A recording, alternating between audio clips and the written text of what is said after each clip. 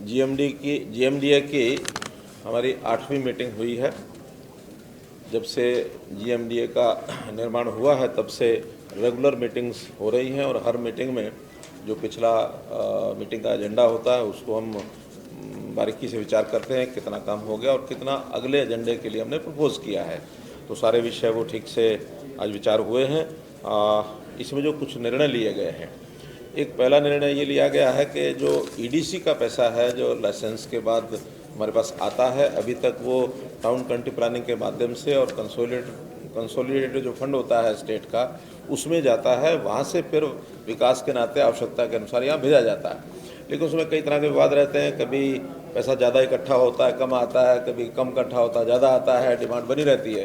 तो इसको हमेशा के लिए सॉल्व करने के नाते निर्णय लिया है कि अब ईडीसी का पैसा यहाँ जीएमडीए है और फरीदाबाद में एफएमडीए है, तो इन सब शहरों का जो ईडीसी का पैसा है वो सीधा यहीं रहेगा, वो अब कंसोलिडेटेड फंड में नहीं जाएगा।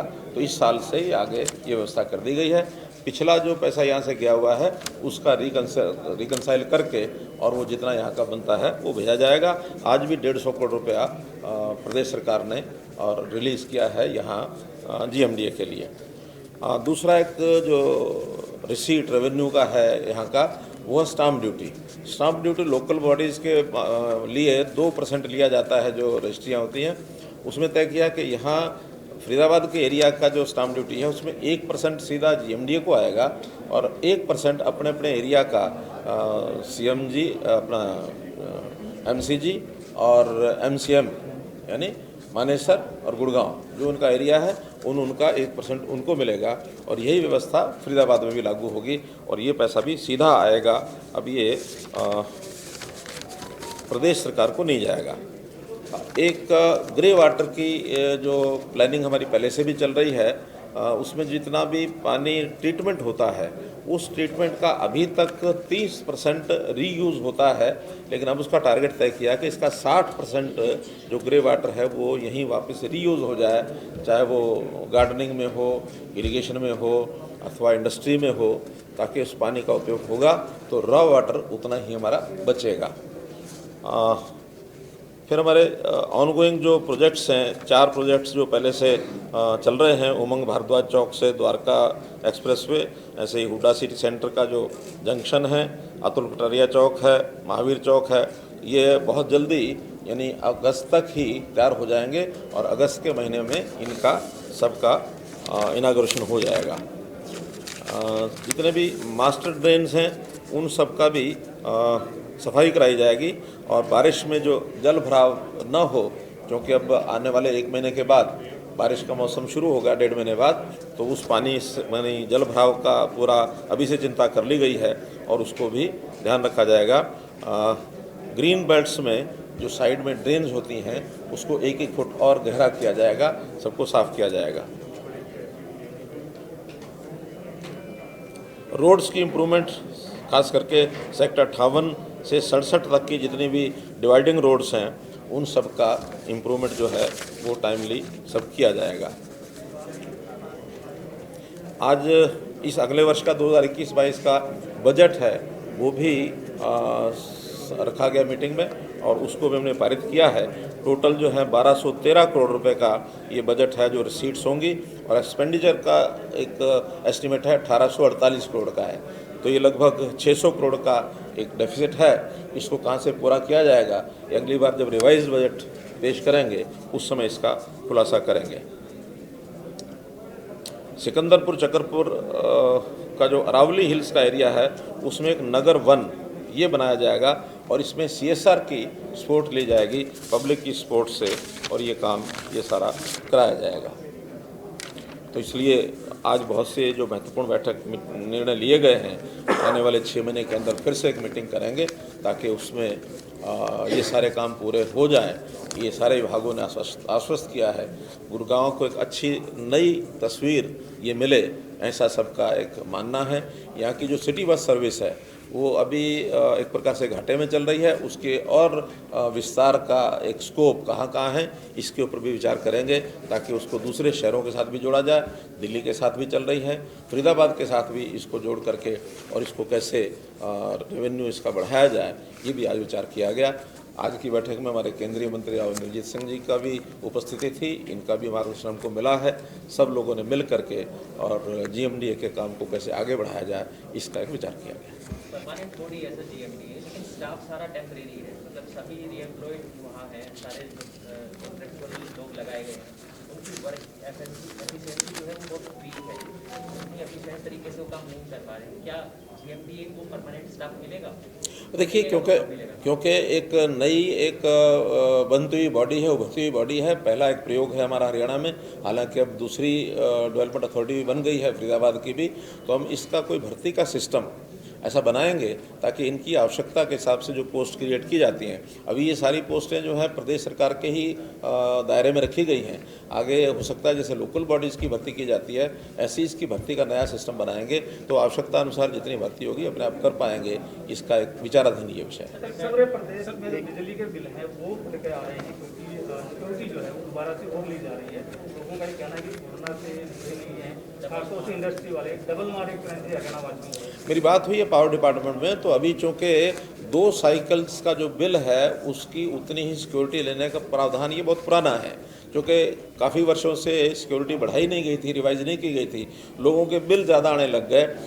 तो जब बिल ज़्यादा आते हैं उसको फिर बीच में कई सालों के बाद उसको रिवाइज करते हैं। लेकिन अभी हमने तय किया पावर डिपार्टमेंट से बात करके कि इसको एक साथ इकट्ठा ना लिया जाए, इसको 4 किश्तों में ले लें 25-25% करके, ताकि हर 2 महीने के बाद जो बिल आए उसमें 25% लेंगे तो साल भर में डिस्ट्रीब्यूट हो जाएगा, ताकि लोगों को एक साथ इसका वजन नहीं पड़ेगा।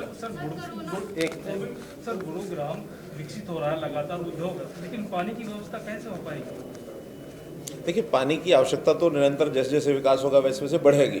उसमें जैसे मैंने बताया ना, एक तो जैसे हमने रॉ वाटर जितना वो तो देना ही देना है, लेकिन रॉ वाटर के बाद जो ग्रे वाटर होता है, वेस्ट वाटर होता है, उस ग्रे वाटर को ट्रीटमेंट करके और उसको भी रीयूज़ किया जाए इंडस्ट्री में, बागवानी में, पार्कों में, जहाँ जहाँ उसकी आवश्यकता होती है इस प्रकार के वाटर की। और उसमें भी अब टर्सरी ट्रीटमेंट के प्लांट भी हम लगा रहे हैं, ताकि इसको 5 BOD के आसपास की उसको ट्रीट करके लाया जाए। ये एक रॉ वाटर पोर्टेबल वाटर के रूप में काम आए, पीने के लिए काम आए, बाकी सारी आवश्यकता हमारी उसमें से पूरी हो, इसको हम कर रहे हैं। और फिर भी और जितनी आवश्यकता है उसकी कैपेसिटी बढ़ाने के लिए, जैसे हम KMP के साथ साथ 100 MLD का 100 क्यूसेक का एक प्रोजेक्ट है वो हमारा पास हो गया, उसको हम लेकर के आ रहे हैं। और इसी प्रकार आगे भी पानी की आवश्यकता जितनी होगी उसको हम वेस्टर्न जमुना कनाल से या भाखड़ा से जहाँ जहाँ आवश्यकता होगी इसको पूरा करेंगे। पानी की कोई कमी नहीं है।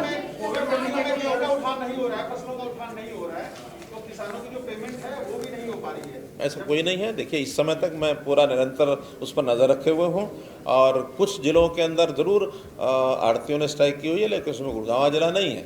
ये जो ज़िले हैं, चाहे हमारा पलवल है, गुरुग्राम है, फरीदाबाद है, नूंह है, महेंद्रगढ़ है, रेवाड़ी है, ये सब ज़िले ठीक से प्रोक्योरमेंट भी हो रही है। और यहाँ जैसे जैसे उठान होगा वैसे वैसे उनको, जैसा 72 घंटे के बाद हमने कहा, पेमेंट उनकी होगी।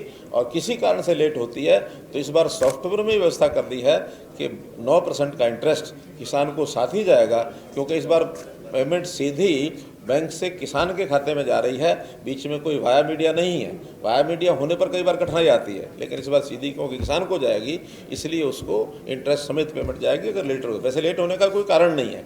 आज स्थिति यह है कि हमारे पास जितने फंड्स जितने आवश्यक होते हैं वो लगातार हम उसमें डाल रहे हैं और लगातार उन फंड से पेमेंट करने की हमारी व्यवस्था है।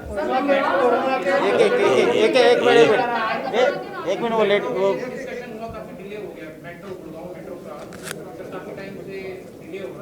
देखिए, लंबे प्रोजेक्ट होते हैं और फिर चूँकि गुड़गांव की रिक्वायरमेंट को ध्यान में रखते हुए लगातार बढ़ता हुआ शहर है, इसकी रिक्वायरमेंट के भी अनुमान लगातार बदलते रहे हैं।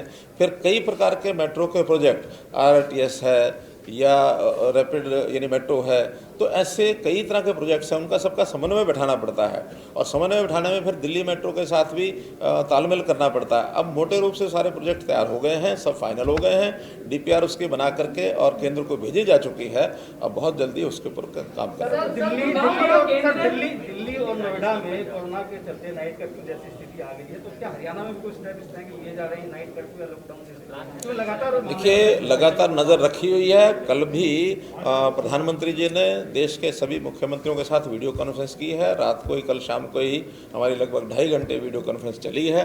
निर्देश दे दिए गए हैं सब, और अलग अलग शहरों के हिसाब से इसका हम मूल्यांकन करेंगे और सख्ती तो जरूर कोई ना कोई बरतनी पड़ेगी।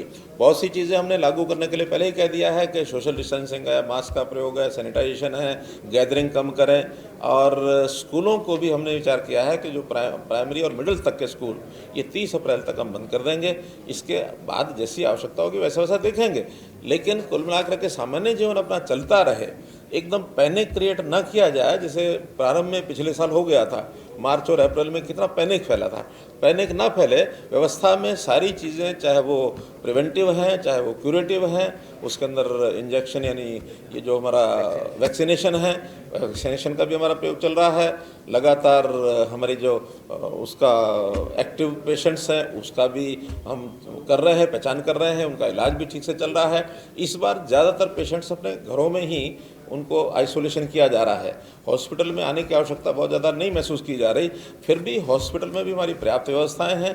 किसी प्रकार का कोई भी ऐसा पैनिक नहीं है कि हम इसके ऊपर काबू नहीं पा सकेंगे।